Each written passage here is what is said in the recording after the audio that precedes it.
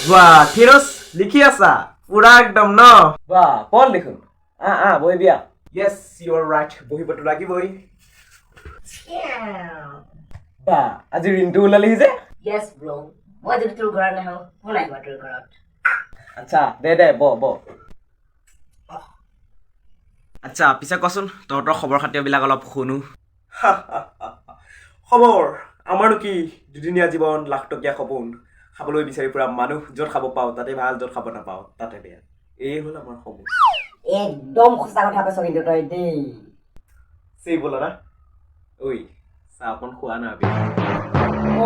চাহ খাব মন গৈছিলে ৰহ তেনেহ'লে চাহ অলপ বনাই আনো ন ঐ লগত মেৰি গোল বিস্কুট দুটামান আনিবলৈ নাপাহৰিবি কিন্তু ঐ চাহ অলপ খোৱা না বে আজিও বে চাহ অলপ খোৱা না আজিও এইকেইটা সদায় সদায় চাহ খাবলৈ মোৰ ঘৰত আহি থাকে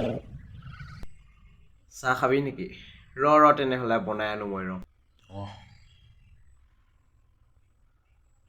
ঐ লগত মেৰি গোল বিস্কুট দুটামান আনিবলৈ একেবাৰে নাপাহৰিবি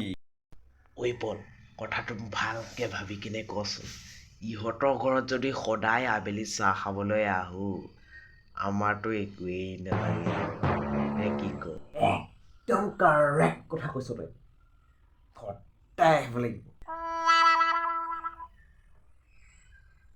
চাহ খোৱাম আজি তহঁতক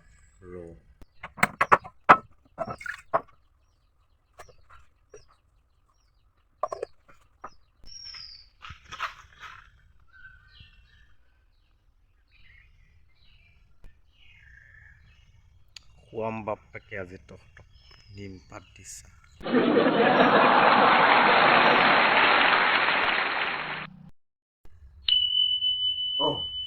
বা আজি ভেৰি ফাষ্ট দেখোন ঐ মেৰি গোল বিস্কুট ক'ত শেষ হ'ল মেৰি গোল বিস্কুট একো নাই দে আজি এনেকে খাই দিওঁ সুদা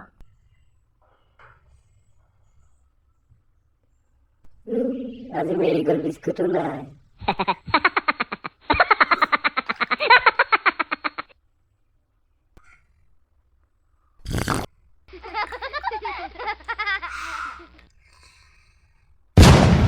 কি চাহ খোৱালি এইটো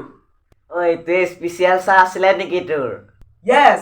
it was the special cha of me. It's called Neem cha.